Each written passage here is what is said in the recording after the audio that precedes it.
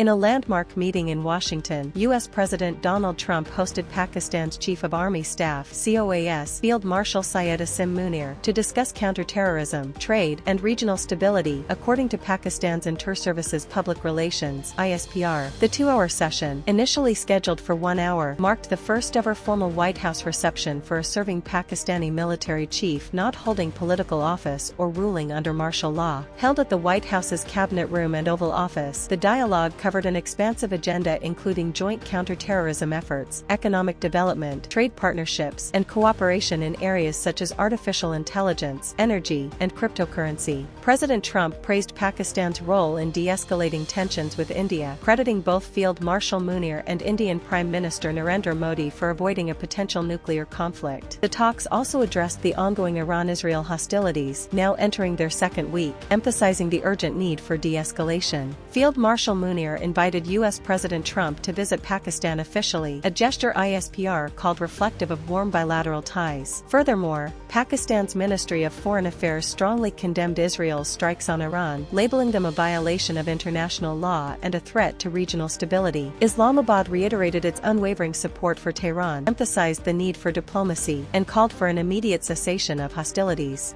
Pakistan strongly condemns unjustified and illegitimate aggression by Israel against the Islamic Republic of Iran. The Israeli military strikes violate the sovereignty and territorial integrity of the Islamic Republic of Iran and clearly contravene the UN Charter and fundamental principles of international law.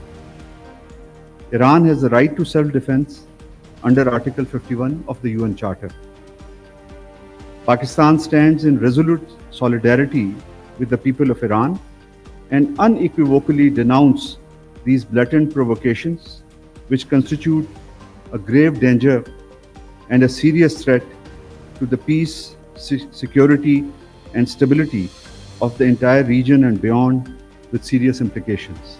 The ministry also highlighted Pakistan's active role in evacuating its nationals from Iran and reaffirmed its commitment to regional peace amid growing Middle East tensions. Meanwhile, Pakistan has begun evacuating hundreds of its nationals from Iran and Iraq amid escalating conflict. Over 200 students returned through the Taftan border, while 268 more were flown in from Iraq. Israel's recent airstrikes on Iranian nuclear sites and Iran's retaliatory missile strikes on Israeli infrastructure have sharply intensified the regional crisis. Continues a controversial deportation campaign that has expelled over 1 million Afghan nationals since 2022. Many returnees, some born and raised in Pakistan, are now re-entering the country illegally, citing dire conditions under Taliban rule, including bans on girls' education and widespread poverty. Migrants report paying bribes and using informal networks to resettle in cities like Peshawar, where they face less police harassment than in other urban centers. In Islamabad, Pakistan's Supreme Court ruled that recent High Court judge transfers were constitutional, dismissing claims that the appointments violated judicial independence. However, a dissenting opinion from 2 justices called the transfers unlawful and warned they undermine judicial fairness and transparency. These developments underscore Pakistan's complex role in regional diplomacy, domestic migration challenges, and the evolving dynamics of its legal and political systems. On the economic front, Pakistan has received bids from 5 qualified parties, including major business groups and a military-owned firm, to acquire up to 100% of the debt-ridden Pakistan International Airlines (PIA), marking a key step in its first major privatization effort in nearly 2 decades. The move is seen as vital to fulfilling IMF conditions and reviving investor confidence. Ukraine and Russia have completed a new prisoner-of-war exchange, continuing a series of such swaps under a framework established in Istanbul earlier this year. Officials from both countries confirmed the handover on Thursday but did not disclose the number of POWs exchanged. Ukrainian President Volodymyr Zelensky shared images of freed Ukrainian soldiers draped in national flags, many of whom had been in Russian captivity since the early months of Moscow's 2022 full-scale invasion. Ukraine's Coordinating Council for POWs stated that most of the repatriated soldiers were sick or injured and would receive urgent medical attention. Russia's Ministry of Defense issued a similar statement, confirming that the returned Russian POWs would also undergo medical care and rehabilitation. The Kremlin framed the exchange as a humanitarian gesture, but broader diplomatic negotiations between the two sides remain stalled. The latest swap comes as tensions escalate across Ukraine. On Wednesday, flags flew at half-mast in Kyiv to mourn 28 people killed in the capital's deadliest Russian missile and drone strike this year. President Zelensky has intensified calls for increased international support, particularly from the United States, which has yet to announce new military aid under the Trump administration. Meanwhile, Russian President Vladimir Putin warned Germany against supplying Taurus cruise missiles to Ukraine, saying it would mark Berlin's direct involvement in the conflict. He also signaled openness to renewed dialogue with Chancellor Friedrich Merz, even as Moscow continues its military advance across Ukraine. Despite mounting casualties, prisoner exchanges remain one of the few points of coordination between Kyiv and Moscow, offering rare moments of relief for families on both sides of the front line. However, with peace talks in a diplomatic deadlock, the war shows no signs of ending.